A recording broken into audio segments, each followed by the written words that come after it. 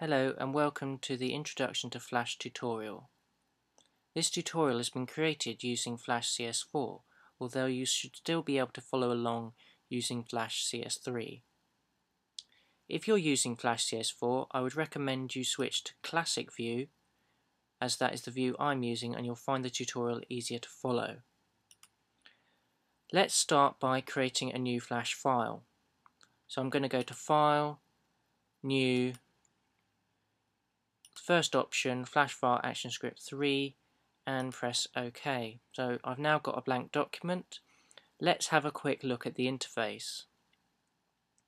So we've got the tools down this side, and we've got the timeline across the top. This is where the animation happens. You can see the frame numbers. You can also see the layers. Currently we've only got one layer.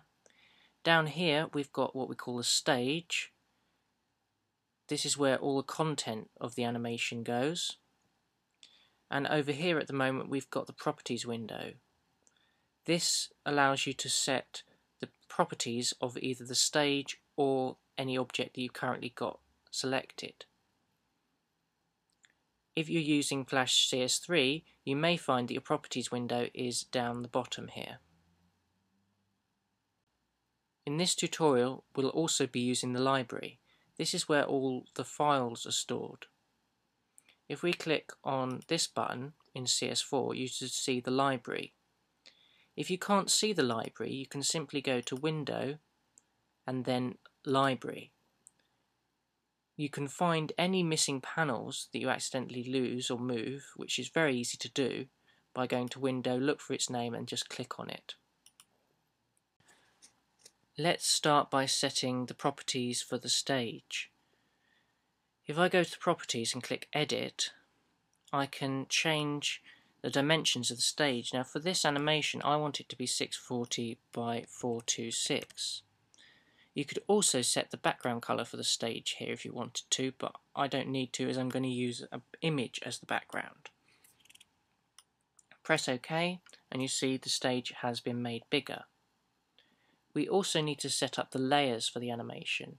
We've only got one layer at the moment, we need to insert more. So I'm going to click on this button 3 times to insert 3 more layers, so we need 4 layers altogether, and then I'm going to double click on the name to rename them. So the first one's going to be called background, next one's going to be called image 1, third one's going to be called image 2, and the fourth one is going to be called image 3. There we go. So that's our document set up. Let's save it. So File, Save As. I'm just going to call this Flash Intro. If you haven't done so already, you need to download the zip file that goes along with this tutorial, which contains the 4 images you need. Okay, the first thing I'm going to do is I'm going to import the images into the library so we can use them. To do this, I'm going to go to File, Import, Import to Library, browse to the Flash Intro folder and highlight the 4 images, import to library. If I then have a look at my library, I've got the 3 images and the background. What I want to do is click on the background layer and drag the background image onto stage. Now this currently isn't actually centered on the stage. You could try and place it manually, but an easier way of doing it would be to click on the image and go to Properties and set the X and the Y to 0. That will make sure the image starts in the top left hand corner. At the moment our animation is only 1 frame long. It needs to be 40 frames long, so I'm going to click on frame 40 of the background layer and press F5. This inserts a frame. Inserting a frame simply extends your animation, so it will make a copy of whatever was in the frame before it and extend it. So we had in the background image on frame 1 and it's just extended it all the way along to frame 40. It's just made a copy of it. We can see that it's just the same thing going all the way along because it's just one long grey line. The grey means there's something in it, and the fact that it's just one long line without any divisions in it means that it's all the same thing. We can see that there's nothing in these because they're white at the moment. Now we're going to use a different type of frame called a keyframe next. Now this is when you want to actually make a change rather than have things exactly the same. So if I press F6 on frame 10 of the image 1 layer, what that does is insert a keyframe. A keyframe is where a change happens in the animation. I also want to extend this to the end by pressing F5 again to insert a frame. So we've got two distinct areas. The first area is going to remain blank because I don't want the image to appear there, and then the image is going to first appear on frame 10. If I hadn't inserted a keyframe at that point, when we dragged the image onto the stage, it would have filled the whole length of the animation. What we're going to do for the next one is we're going to insert a keyframe using F6 on frame 20 and then extend it using F5 to frame 40.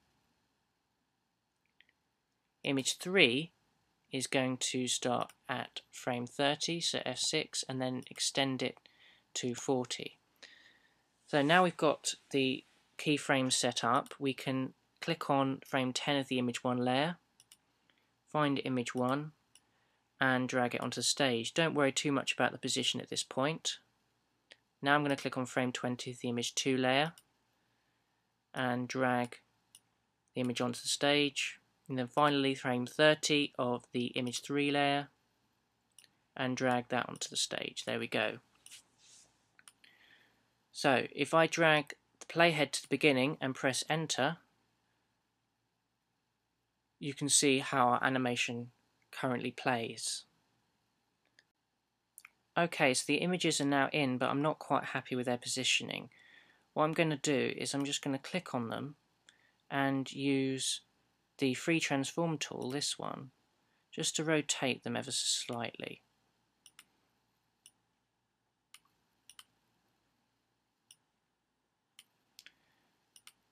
Just until I'm happy with their position.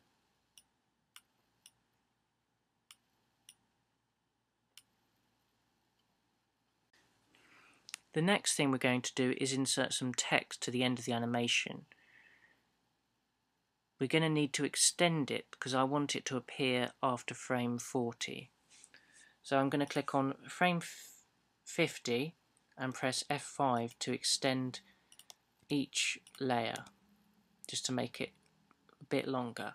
I'm also going to click on image 3 and insert a new layer above it. This layer is going to be called text, and I'm going to click on frame 40 again and press F6 to insert a keyframe. This is where our text will go. I can then get the text tool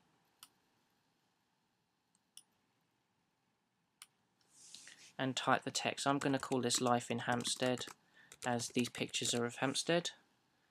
I can highlight the text. In the properties window I can choose the font, the style of the font, the size and the colour.